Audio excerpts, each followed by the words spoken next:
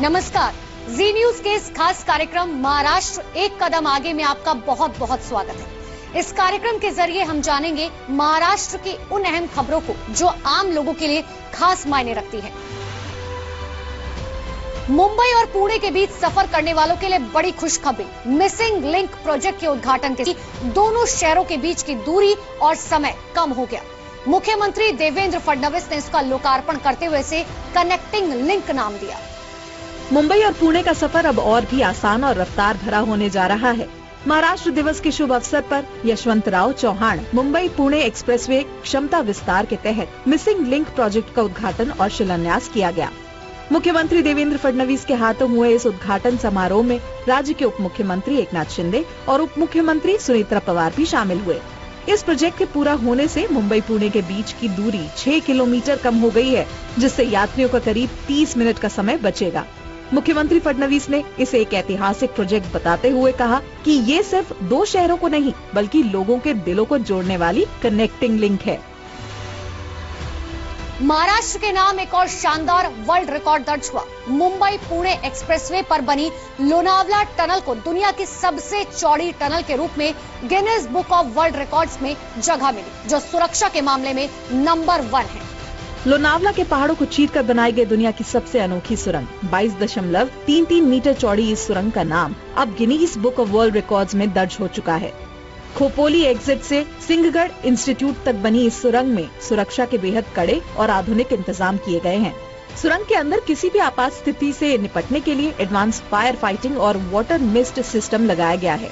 हर 50 metre पर emergency phone और हर 300 metre पर दोनों सुरंगों को आपस में जोड़ने वाले कनेक्टर बनाए गए हैं। पूरी सुरंग पर सीसीटीवी से नजर रखी जाएगी और ट्रैफिक नियमों के पालन के लिए यहाँ इंटेलिजेंट ट्रैफिक मैनेजमेंट सिस्टम भी काम करेगा। महाराष्ट्र में बिजली संकट हमेशा के लिए खत्म होने की दिशा में एक बहुत बड़ा कदम उठाया गया। एनटीपीसी और राज्य सरकार के बीच में नए समझौते से जहां 4.28 लाख करोड़ का बड़ा निवेश आएगा, वहीं 1.25 लाख से ज्यादा युवाओं को नौकरी मिलेगी।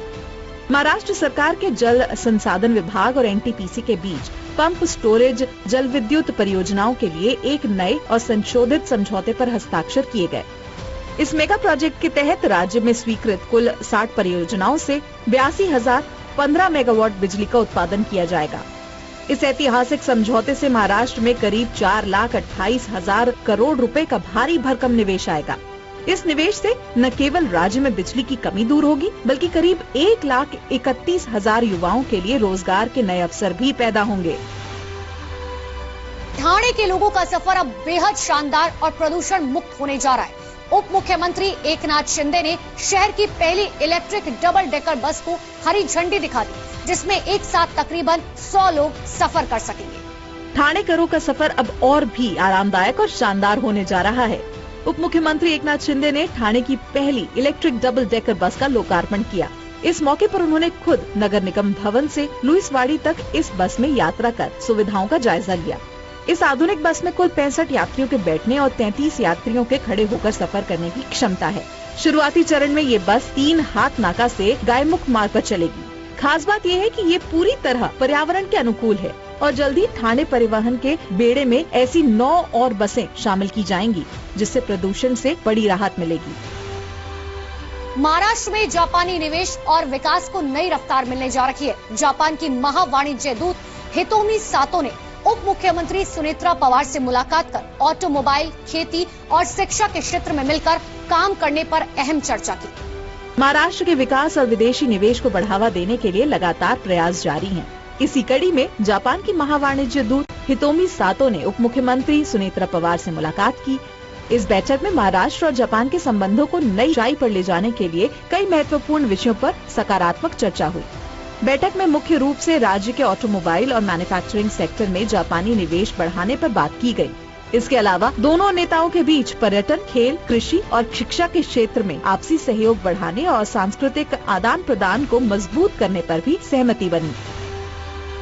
महाराष्ट्र एक कदम आगे में इस हफ्ते बस इतना ही। अगले हफ्ते नए विकास की खबरों के साथ फिर होगी मुलाकात। नमस्कार।